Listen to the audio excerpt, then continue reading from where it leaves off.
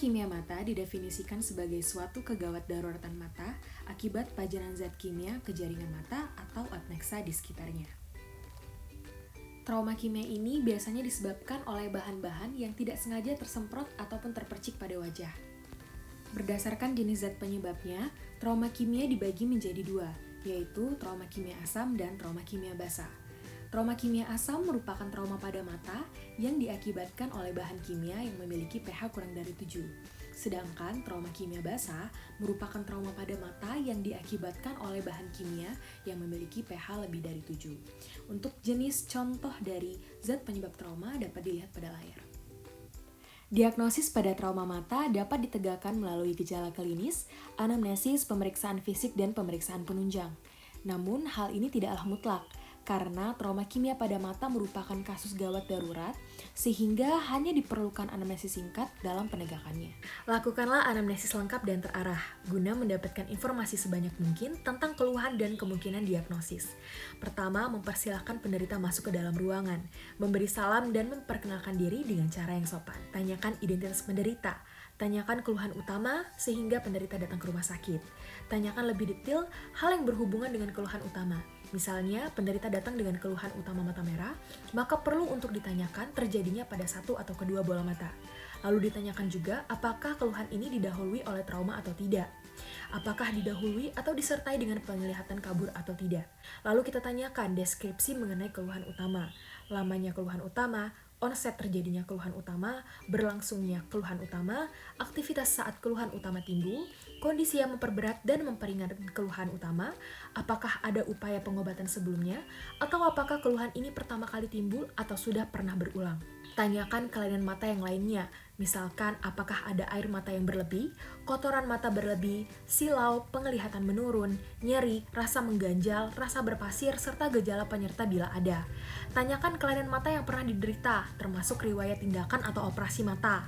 Tanyakan riwayat penyakit yang lain, termasuk penyakit sistemik dan pengobatan yang didapat. Tanyakan juga riwayat penyakit yang sama dalam keluarga atau lingkungan. Gejala yang paling umum pada trauma kimia adalah nyeri hebat, epifora, blefarospasme, dan berkurangnya ketajaman visual. Berikutnya pemeriksaan oftalmologi. Pemeriksaan visus. Tujuannya untuk menilai tajam penglihatan penderita. Alat yang digunakan berupa Snellen chart. Cara pemeriksaan, letakkan papan pada jarak 20 kaki atau 6 meter. Jika pasien menggunakan kacamata, pemeriksaan dilakukan dengan menggunakan kacamata. Letakkan penutup mata pada mata yang tidak diperiksa. Pemeriksaan pertama dilakukan pada mata yang menurut penderita penglihatannya lebih jelek. Mulailah dengan optotip yang besar dan terus ke optotip yang kecil. Pasien harus menyebutkan setiap huruf yang terlihat dengan keras.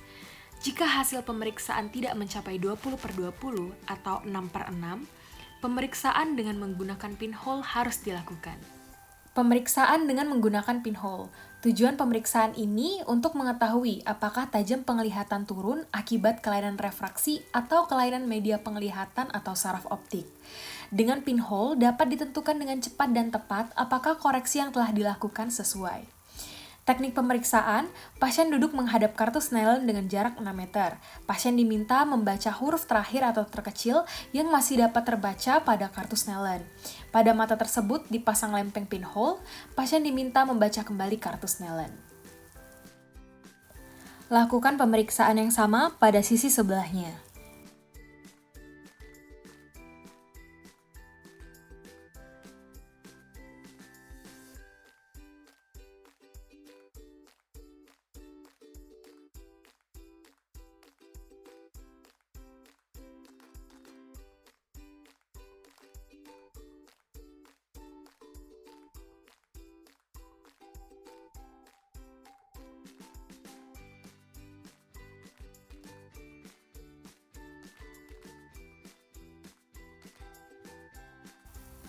Pemeriksaan tekanan intraokuler.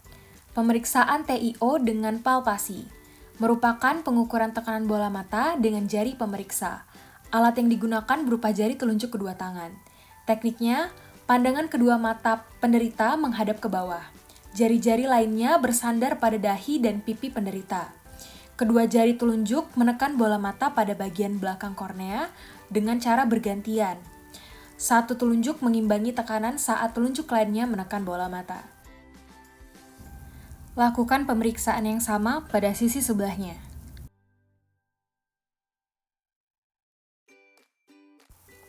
Atau dapat juga dilakukan pemeriksaan TIO dengan menggunakan NCT.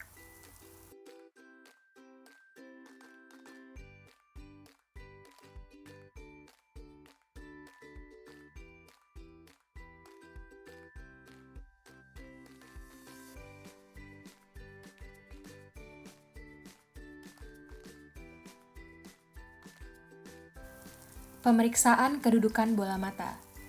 Pemeriksa duduk berhadapan dengan penderita dengan jarak jangkauan tangan 30-50 cm. Mintalah kepada penderita untuk memandang lurus ke depan. Arahkan senter pada bola mata dan amati pantulan sinar pada kornea. Pemeriksaan gerakan bola mata. Tujuannya untuk memeriksa fungsi gerak otot penggerak mata. Pemeriksaan dilakukan dengan menggunakan jari pemeriksa sebagai objek. Dilihat kemampuan pergerakan otot pada posisi yang dibuat untuk mendapatkan nilai kemampuan pergerakan otot dengan menyuruh penderita mengikuti gerakan jari. Bila ternyata otot tertentu tidak mampu mengikuti gerakan jari, maka mungkin terdapat paresa otot tersebut. Pemeriksaan segmen anterior. Pemeriksa duduk di depan penderita pada jarak jangkauan tangan. Gunakan senter yang diarahkan ke mata penderita dengan posisi senter 45-60 derajat dari temporal mata yang akan diperiksa. Dimulai pada mata kanan. Lakukan pemeriksaan segmen anterior bola mata, dimulai dari palpebra, konjungtiva, kornea, bilik mata depan, iris, pupil, dan juga lensa. Dapat juga dilakukan pemeriksaan eversi pada segmen anterior. Pemeriksaan segmen anterior menggunakan slit lamp.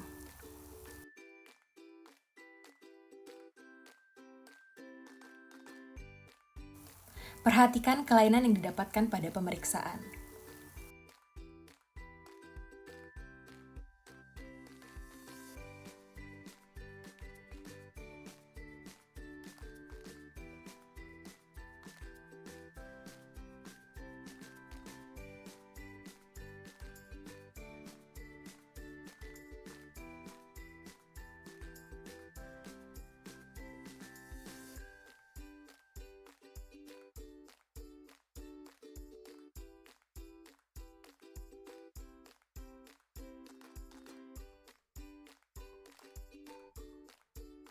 Pemeriksaan segmen posterior.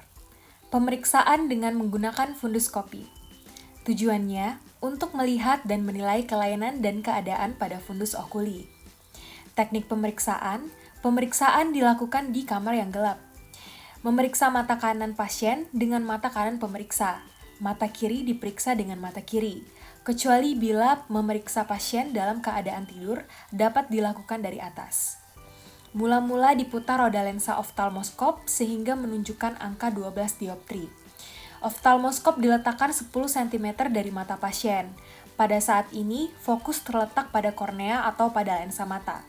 Bila ada kekeruhan pada kornea atau lensa mata, akan terlihat bayangan yang hitam pada dasar yang jingga. Selanjutnya, oftalmoskop lebih didekatkan pada mata pasien dan roda lensa oftalmoskop diputar sehingga roda lensa menunjukkan angka mendekati 0. Sinar difokuskan pada papil saraf optik. Diperhatikan warna, tepi, dan pembuluh darah yang keluar dari papil saraf optik. Mata pasien diminta melihat sumber cahaya oftalmoskop yang dipegang pemeriksa. Dan pemeriksa dapat melihat keadaan makula lutea pasien. Dilakukan pemeriksaan pada seluruh bagian retina. Pemeriksaan penunjang yang dapat dilakukan pada kasus trauma kimia yaitu pemeriksaan pH dengan kertas lakmus. Jika kertas berwarna merah, maka zat bersifat asam. Jika kertas berwarna biru, maka zat bersifat basa. Tata laksana awal yang dapat diberikan pada pasien dengan trauma kimia yaitu berupa irigasi dengan menggunakan cairan NaCl 0,9% atau ringer laktat selama 15-30 menit hingga pH menjadi netral. Berikut contoh kasus pada trauma kimia.